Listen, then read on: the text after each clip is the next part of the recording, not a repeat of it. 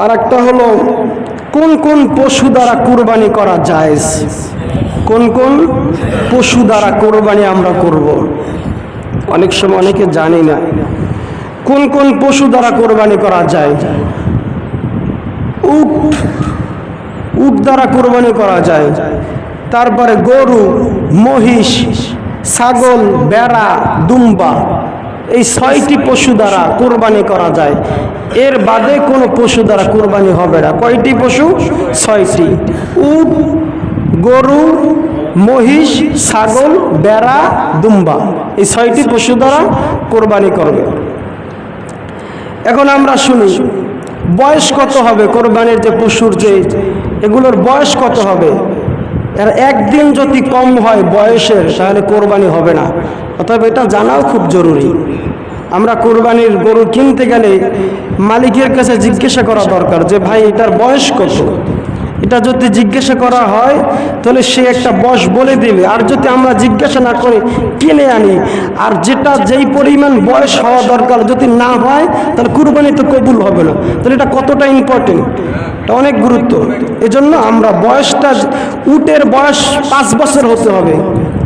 উট দ্বারা যদি কেউ কুরবানি করে, উটের বয়স কত হবে? 5 বছর। একদিন কম হলেও কুরবানি হবে না।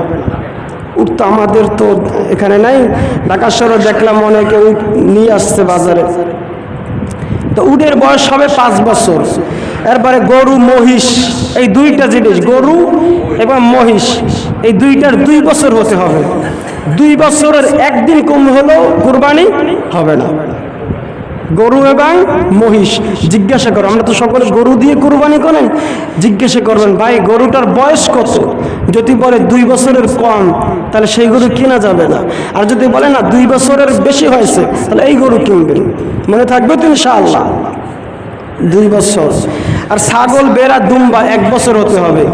ছাগল, ভেড়া, দুম্বা 1 বছর হতে হবে। এখানে আর একটা জিনিস আছে, আমরা অনেকে মনে করি ছাগলের বিষয়টা, যে ছাগল যদি 1 বছরের কমও হয়, আর যদি এটা যদি দেখতে একটু মোটা তাজা হয়, মোটা তাজা মনে হয় যেন 1 বছরের বয়স বাচ্চা হবে, বলে 1 বছরের মনে হয়, বলা যাবে না। যদি এটা আগে আমরা বুঝতাম, কিন্তু না, কিতাবাদি পড়ে যা দেখলাম যে না, কিতাবাদিতে লেখা আছে যে একদিনও যদি কম হয় 1 বছরের, তাহলে কুরবানি হবে না। 1 বছরের বেশি হতে হবে, 1 বছর হতেই হবে, এর কম হলে কুরবানি হবে না। এজন্য অনেকে কুরবানি দেয়, ছাগল দিয়ে দেয়, তো মোটা তাজা হয়েছে মনে হয় যেন 1 বছর হয়েছে, মনে হয় চলবে না, 1 বছর হতে হবে।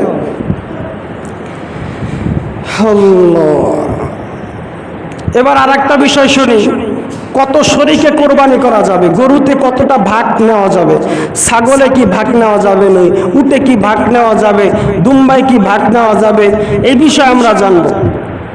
গরুতে 7 ভাগ, কয় ভাগ? 7 ভাগ নেওয়া যাবে। গরু এবং মহিষ 7 ভাগ, এই 2টা। উট, গরু, মহিষ, এই 3টায় 7 জন বাগিদার হতে পারবে, 7 জন। এরপরে যেগুলো আছে দুম্বা, ছাগল, ভেড়া, এগুলো একজনেই দিতে হবে, এগুলো কোনো ভাগ নেই। গরু, উট, মহিষ, এই 3টার ভিতরে ভাগ নেওয়া যাবে, বাকিগুলো কি একাই দিতে হবে। আর একটা জিনিস মনে রাখবেন, এই 7 ভাগে যে কুরবানি দিবেন, গোশত আন্দাজ করে দিবেন না। ভাগ করার সময় আন্দাজ নাই কোনো, আন্দাজ করে যদি দেন, তাহলে যদি কারো একটু কম হয়, তাহলে পুরো 7 জনের কুরবানি বাতিল হয়ে যাবে। 7 জনের কুরবানি বাতিল। এজন্য পালা পৈরান দিয়া মাইপে তারপরে দিবেন। খেয়াল রাখবেন, কুরবানি যদি আল্লাহর জন্যই হয়, তাহলে প্রত্যেকটা কথা স্মরণ রাখবেন। এজন্য একজনের ভাগেও যদি কম হয়, তাহলে কুরবানি একজনেরটাও হবে না। জন্য দিকে লক্ষ্য রাখবেন। এবার আর একটা বিষয়, অনেকে প্রশ্ন করে, অনেকে জিজ্ঞাসা করছে, আমার আকিকা এবং কুরবানি একসাথে দেওয়া যাবে কিনা। কি বুঝেন? আকিকা এবং কুরবানি একসাথে করা যাবে কিনা, একসাথে দেওয়া যাবে কিনা। এর সুন্নাহ হলো সুন্নাত হলো আকিকা আকিকার জায়গায়, কুরবানি কুরবানির জায়গায়। আকিকার সাথে কুরবানির কোনো সম্পর্ক নাই, আকিকার সাথে কুরবানির কোনো কি নাই, সম্পর্ক নাই। কুরবানি হলো বছরে একদিন নির্দিষ্ট 3 দিন সময়, এ হলো কুরবানি। আর আকিকা কখন? আকিকা হলো আপনার কোনো বাচ্চা দুনিয়াতে ভূমিষ্ঠ হওয়ার 7 দিন পরে তার আকিকা করা, এটা হলো সুন্নাহ। তার আকিকার সাথে কুরবানির কি নাই, কোনো সম্পর্ক নাই। যদি সুন্নাহ হয়, সুন্নাত মানতে চান, তাহলে আকিকা আকিকার সময় দিবেন, কোরবানি কোরবানির সময় দিবেন। এখন প্রশ্ন হলো, যদি কেউ আকিকা 7 দিনের ভিতরে দিতে না পারে, বা সন্তান হয়েছে টাকা ছিল না, বা যে কোনো কারণে আকিকা দিতে পারে না, সে যদি কোরবানির সময় আকিকা দিয়ে দেয়, বলে কোরবানির সাথে আকিকা দিলেও হয়ে যাবে, কিন্তু এটা সুন্নাহ হবে না, সুন্নাত হবে না। সুন্নাত হলো কোরবানি কোরবানির সময় দাও, আকিকা আকিকার সময় দাও। কোন পশু দ্বারা কোরবানি করা নিষেধ?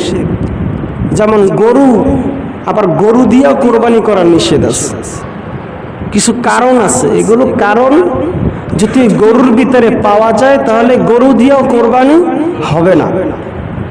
যেমন এমন গরু অন্ধ, চোখে দেখে না, এই গরু দিয়ে কোরবানি দেওয়া যাবে? বলে যাবে না। এমন গরু কান নাই, গরুর কান কাটা, কান নাই, বলে এই গরু দিয়ে কোরবানি চলবে না। এমন এক গরু চক্ষু দৃষ্টিহীন, চোখে দেখে না, দৃষ্টি প্রতিবন্ধী আছে না, চোখে দেখে না ঠিক মতো, মানে যেই জায়গায় কোরবানির গরু পশু জবাই করবে ওই পর্যন্ত হাইটা যেতে পারে না। মানে এমন দুর্বল, এমন দুর্বল কোরবানির গরু কিনছে, যে স্থানে জবাই করা হবে এ পর্যন্ত যেতে পারে না, আরো 6 জনের ঠেইলে নিতে হয়। বলে এমন দুর্বল পশু দিয়া কোরবানি করা যাবে না,